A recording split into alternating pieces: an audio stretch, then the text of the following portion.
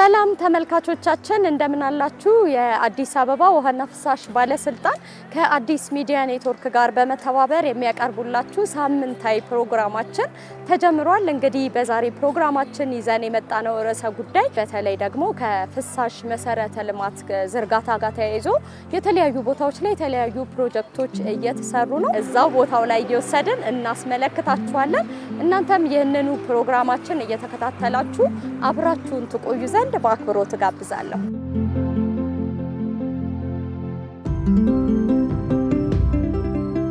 ተመልካቾቻችን እንግዲህ ሀያት ጣፎ ተገኝቻለሁ። አሁን እዚህ ምን እየተሰራ ነው፣ በተለይ ከፍሳሽ ዘርፍ አንፃር ምን አይነት ስራዎች እየተከናወኑ ነው የሚለውን ቀደም ሲል ሳነሳ እንደነበረው እንቃኛለን። እንግዲህ እዚህ ጉዳዩን ወይም ደግሞ ስራውን ሲከታተል ያገኘነው ኃላፊ ያለ ከሱ ጋር ምን ይመስላል አጠቃላይ ስራው ምን ላይ ይገኛል የሚለውን እንነጋገራለን። ይህንኑ ቆይታችን እየተከታተላችሁ አብራችሁን ቆዩ። እንግዲህ ከዚህ በፊት እኔ አውቃለሁ ተገናኝተን ነበር በሌላም ስራና ወደ ሀሳቡ ከመግባታችን በፊት ለተመልካቾቻችን ራስን አስተዋውቅልኝ። እሺ፣ አመሰግናለሁ። ስሜ ያለማየሁ መንግስቱ ይባላል። በአዲስ አበባ ዋና ፍሳሽ ምክትል ዋና ስራ አስኪያጅ ነኝ። መልካም። እንግዲህ እዚህ ዛሬ የተለያዩ ቦታዎች ላይ እንደምንገኝ ሳነሳ ነበር ለተመልካቾች።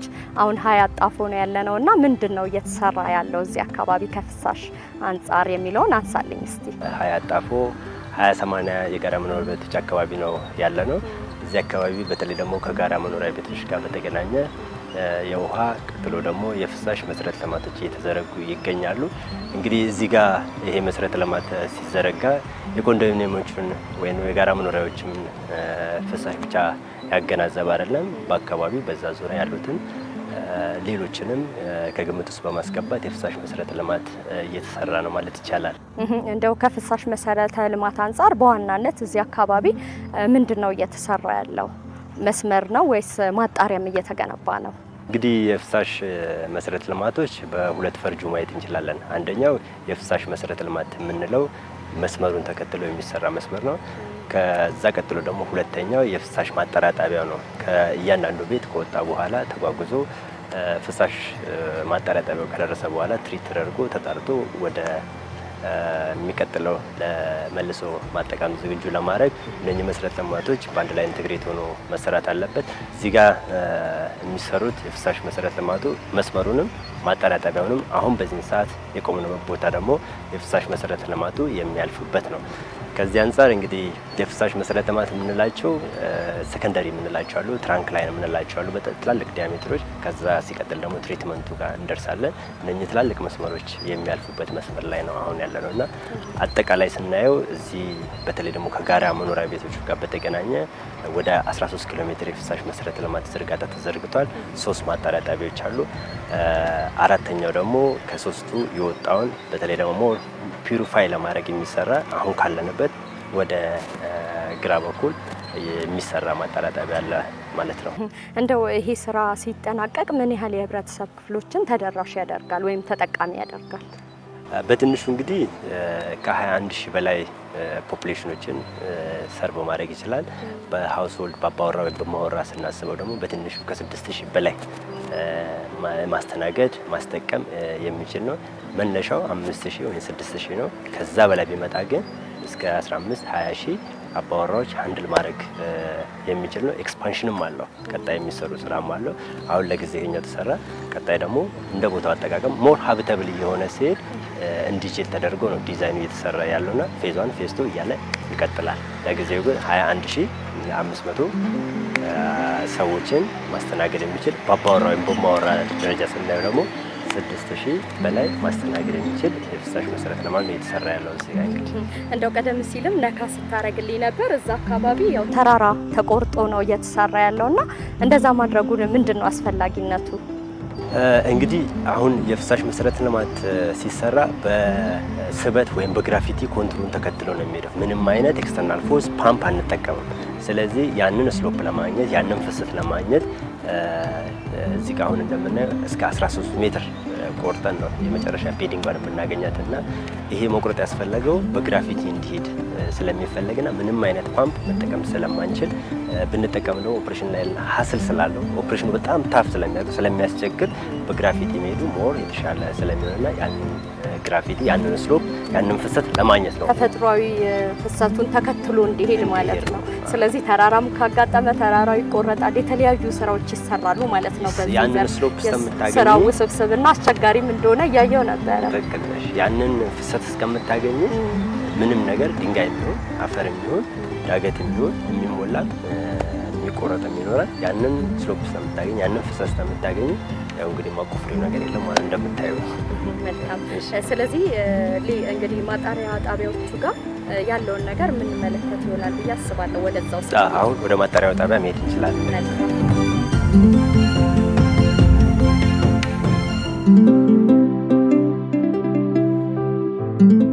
እንግዲህ ተመልካቾቻችን አሁን ደግሞ የምንገኘው የካ ጣፎ ነው። እዚህም ቀደም ሲል ካየነው ፕሮጀክት ጋር የተያያዘ ፕሮጀክት እየተሰራ ነው። በተለይ ከፍሳሽ ማጣሪያዎች ጋር የተያያዙ ስራዎች ይከወናሉ።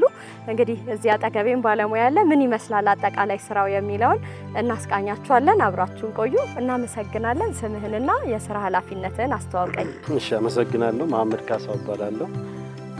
በፕሮጀክት ጽህፈት ቤት በአዲስ አበባና ፍሳሽ የፍሳሽ መስመር ማጣሪያ ጣቢያ ዲዛይን ክፍል ኃላፊ ነኝ። መልካም። እንግዲህ አሁን እዚህ ቦታ ላይ የፍሳሽ ማጣሪያዎች እየተሰሩ ነውና ምን አይነት ማጣሪያዎች ነው የሚገነቡት የሚለውን ነገር አንሳለኝ እስቲ በቅድሚያ። እዚህ የምንገኘው የካ ጣፎ ሎት 1 ኤቢአር ፍሳሽ ማጣሪያ ጣቢያ ግንባታ ነው ሳይት ነው የምንገኘው። በቀን 1000 ሜትር ኪዩብ ፍሳሽ ያጣራል። ለ67 ብሎኮች የጋራ መኖሪያ ቤቶችና በዛ አካባቢ ለሚገኙ ነዋሪዎች ፍሳሽ ተሰባስቦ የሚጣራበት ማጣሪያ ጣቢያ ነው ማለት ነው ይህ ሳይት። ምን ያህል ማጣሪያ ጣቢያዎች ነው እዚህ ያሉት እየተገነቡ የሚገኙ? እንግዲህ ይሄኛው አሁን ያለንበት ሳይት ሎት 1 የምንለው ነው። የካ ጣፎ ሎት 1 እንለዋለን። ኤቢአር ማጣሪያ ጣቢያ ነው። በተመሳሳይ ቅድም ያየነው ሳይት በቁፋሮ ሂደት ላይ ያለው ሎት 2 የምንለው የካ ጣፎ ሎት 2 የምንለው ሳይት ነው። መጀመሪያ ይታየው ደግሞ የነዚህን ሁለት ማጣሪያ ጣቢያዎች በተሻለ የፍሳሹን ጥራት ለማሻሻል ተብሎ የሚሰራ ሎት 3 የምንለው ዌትላንድ ማጣሪያ ጣቢያ አለ። አሁን ላይ የተሰሩ ያሉት በሎት 1 ኤቢአር እና ሎት 2 ኤቢአር ማጣሪያ ጣቢያዎች ናቸው። ያኛው በጨረታ ሂደት ላይ ነው ያለው። ሁለተኛው ምን ያህል ነው? ለምን ያህል ምን ያህል አባወራ? ሁለተኛው 700 ሜትር ኪዩብ በቀን ያጣራል። ተመሳሳይ ማጣሪያ ጣቢያዎች ናቸው። 45 ብሎኮች ለአጠቃላይ ከ15 እስከ 20 ሺህ ነዋሪዎች ፍሳሽ ተሰባስቦ የሚጣራበት ሁለቱ ማጣሪያ ጣቢያዎች ናቸው ማለት ነው። የማጣራት አቅማቸውስ ምን ያህል ነው? የማጣራት አቅማቸው ይሄ በፊት ከምንሰራቸው አንድ አሻሽለናል። ኤቢአር ፕላስ ኤጂኤፍ ይባላል። አናሮቢክ ግራቭል ፊልተር ሚዲያ ያለው ሁለተኛው የምናየው ሳይት ማለት ነው። ከዚህ ከ40 እስከ 60% የተጣራው በግራቭል ማጣሪያ ጣቢያ ይጣራና መጨረሻ ላይ በዌትላንዱ ከ95 እስከ 99% ማጣራት የሚችል ነው። ስለዚህ ያን ስታንዳርድ ማስጠበቅ የሚችሉ ማጣሪያ ጣቢያዎች ናቸው። ስለዚህ አሁን እዚህ የካ ጣፎ ላይ ያየናቸው እነዚህ ሁለት ማጣሪያዎች እየተገነቡ ያሉት ምን ደረጃ ላይ ነው የሚገኙት? በምን ያህል ጊዜ ይጠናቀቃሉ? ማጣሪያ ጣቢያው የሚጠበቀው እስከ ሰኔ 30 ይጠናቀቃል ብለን ነው በስኬጁል እየሰራን ያለ ነው።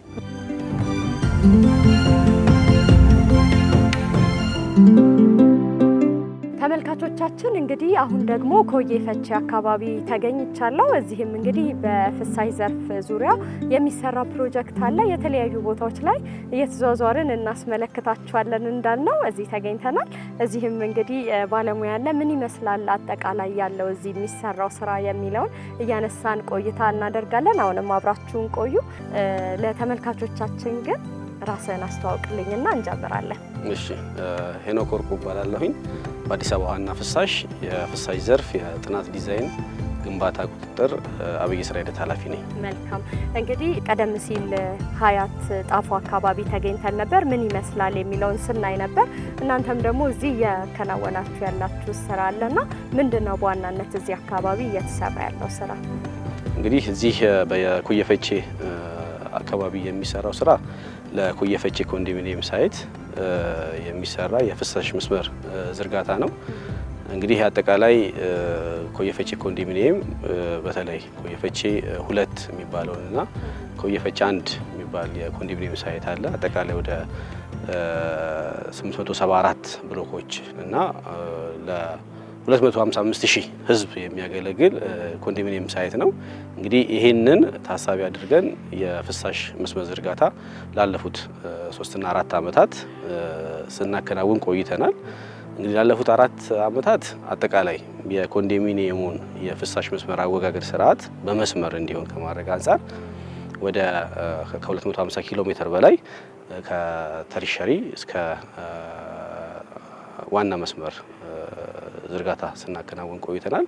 እንግዲህ በአሁን ሰዓት የቀረን የዋናው መስመር አካል የሆነ የ400 ሜትር ዝርጋታ ነው የቀረን። ይሄ ስራ እንግዲህ አጠቃላይ ከ800 ሚሊ ሜትር እስከ 1000 ሚሊ ሜትር ከቨር የሚያደርግ ነው ወይም የሚሸፍን ነው። ይሄ እንግዲህ ዋና መስመር ሆኖ ወደ ማጣሪያ ጣቢያ ፍሳሽ ይዞ የሚሄድ መስመር ነው ማለት ነው። አሁን ነው እሱ ነው የቀረን። እሱን እንግዲህ በመስራት ላይ ነን ያለ ነው ማለት ነው።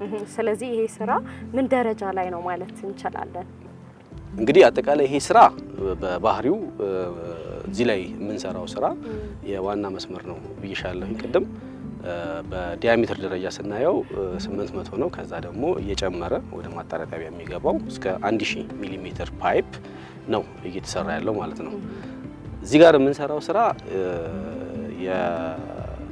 የዲያሜትሩ ትልቀት፣ የስራው ኮምፕሌክሲቲ ወይንም ውስብስብነት ትልቅ እንደ ለየት ያደርገዋል ማለት ነው። አንዱ እንግዲህ ውስብስብ ካደረገው የአካባቢው የሶይል ፎርሜሽኑ የምንለው ድንጋያማ ነው የምታዩት፣ ትልቅ ድንጋይ ነው። ከዛ ባለፈ ዴብዙ 13 ሜትር ነው የምንገባው ወደ ውስጥ። አዎ 13 ሜትር ነው። ትልልቅም ስለሆኑ እንግዲህ የተፈጥሮ ተፋሰሱን ጠብቆ ስለሚሄድ እሱን ስሎፕ ለመጠበቅና ወደ ማጣሪያ ጣቢያ ለማስገባት የግድ 13 ሜትር ዴብዝ ወይም ወደ መሬት ጥልቀት ውስጥ ገብተን መስራት ይኖርብናል ማለት ነው። ይሄንን ለማድረግ ያው ስንሰራ እንግዲህ ያው የሚታይ ነው ድንጋያማ ከመሆኑ አንፃር በተለመደው አሰራር ማለት ያው የማሽን አስገብቶ በጃካመር ኦር በኤክስካቫተር ብቻ የሚሰራ ስራ አይደለም። ከነኚህ ላቅ ባለ መልኩ የድማሚትም ወይንም ፈንጅ የሚባል ቴክኖሎጂ እየተጠቀምን ነው ድንጋዩን እያፈረስን ወይም እያስወገድን ስራውን እየሰራን ያለ ነው ማለት ነው። ስለዚህ ሀያት ጣፎ ካየ ነው ይሄኛው ደግሞ ትንሽ ከበድ ይላል። የመሬቱ አቀማመጥም ያለው ነገርም ትንሽ ስራውን ወሰብሰብ ያደርገዋል ማለት ነው። ስለዚህ ወደዛው ጋር ቀረብ ብለን ምንድነው የሚለውን እንይ። ኦኬ እሺ።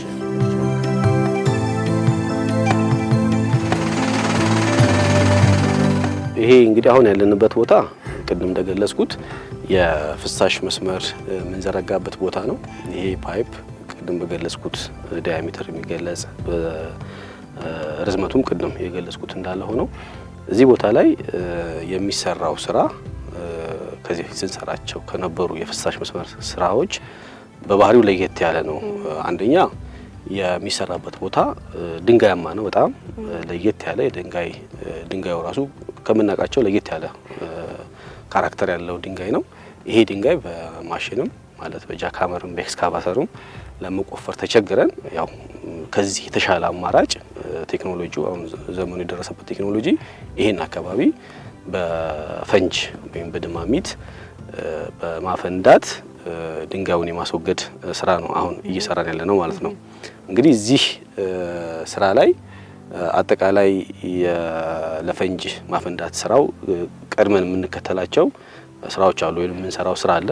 ከዚህ አንፃር የሚሰራ ዋና ስራ ለፈንጁ ማፈንጃ የሚሆኑ ጉድጓዶች አሉ። አጠቃላይ አሁን እንደዚህ አብጠው ታውጦ ተሸፍነው የሚታዩት ለዛ የተቆፈሩ ናቸው። እያንዳንዱ በድሪል ማድረጊያ ማሽን እስከ 6 ሜትር ድረስ ወደ ውስጥ ይቆፈራል ማለት ነው። ድንጋዩን የመወርወር ስራ ይሰራል ማለት ነው። በዚህ ስትሬች ወይም በዚህ መልኩ እስከ ጫፍ ድረስ አጠቃላይ ከ500 እስከ 400 የሚሆኑ ጉድጓዶች በግራና በቀኝ በኩል ተቆፍረዋል ማለት ነው። ይሄ ተቆፍሮ እዚህ ውስጥ የፈንጅ አለ። ይሄንን ለማፈንጃ ድንጋዩ ለመቆፈሪያ የሚሆን ፈንጆቹን በማስገባት የማፈንዳት ስራ ይሰራል ማለት ነው። ከዛ በኋላ ለማሽኖች ምቹ ሁኔታ ይፈጥራል ማለት ነው። ድንጋዩን በቀላሉ እያወጣን እናስወግዳለን ማለት ነው። አጠቃላይ በዚህ ሴክሽን ላይ እንግዲህ ቅድም እንደገለጽኩት ዴብዙ 13 ሜትር ነው። ኦልሞስት አሁን 7 ሜትር ያህል አንስተናል። ቀሪ ከ4 እስከ 5 ሜትር የሚሆነውን ቆፍረን አዘጋጅተናል። ከዚህ በኋላ የማፈንዳት እና ከዛ ድንጋዩን የማውጣት ስራ ነው የሚቀረም ማለት ነው። ስለዚህ ግማሽ ያህሉ በዲማሚቱ ታግዞ ነው ወደ ውስጥ ጥልቀቱ ከዚህ በኋላ እንትን የሚለው ኦልሞስት ይሄ አሁን የመጀመሪያ ዙር አንድ ዙር አፈንድተናል።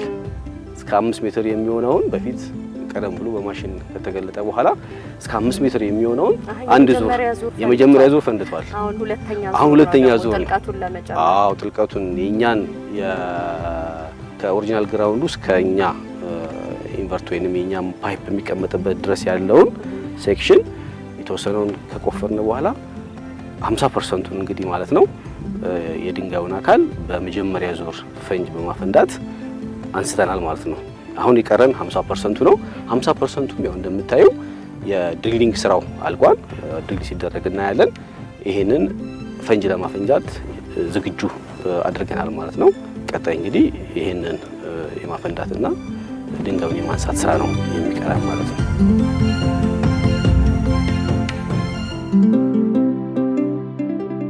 እንግዲህ እስካሁን ድረስ የተለያዩ ፕሮጀክቶችን ስንቃኝ ቆይተናል።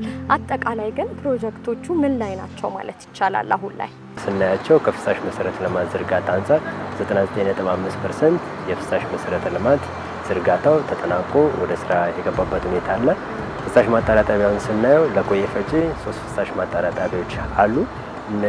ከነኛ 3 ፍሳሽ ማጣሪያ ጣቢያዎች አንደኛው ሙሉ በሙሉ የኤሌክትሮ ሜካኒካሉም የሲቪል ወርኩም ሙሉ በሙሉ አልቋል። የሁለተኛው የምንለው እዚህ ሳይት ላይ አሁን ያለንበት እሱ ደግሞ አንደኛው 70% ሲቪል ወርኩ አልቋል።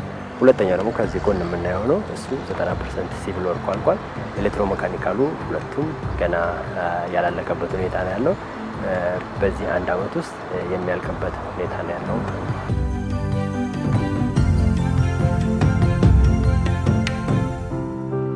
ተመልካቾቻችን እንግዲህ በዛሬ ፕሮግራማችን የአዲስ አበባ ውሃና ፍሳሽ ባለስልጣን በተለያዩ ቦታዎች ላይ የፍሳሽ መሰረተ ልማት ዝርጋታዎችን እያደረገ ነው።